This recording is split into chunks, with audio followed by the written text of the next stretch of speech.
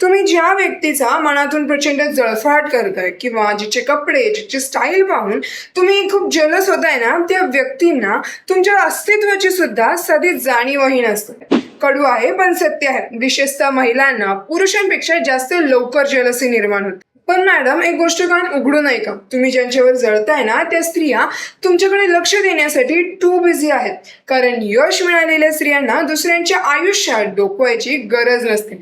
ते स्वतःचं साम्राज्य उभं करण्यात बिझी असतात आणि तुमचा जळफळाट हा त्यांच्या यशाचा एक पुरावाच असतो. त्या स्त्रिया व्यस्त असतात स्वतःचं करिअर घडवण्यात, स्वतःला सुंदर बनवण्यात आणि सर्वात महत्वाचं म्हणजे त्यांचं आयुष्य एन्जॉय करण्यात.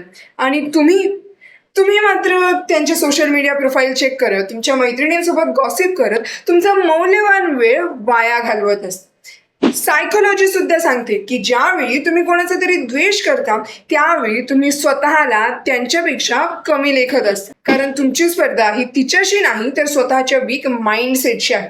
म्हणून दुसऱ्यांवर जळणं बंद करा आणि स्वतःवर काम करायला घ्या.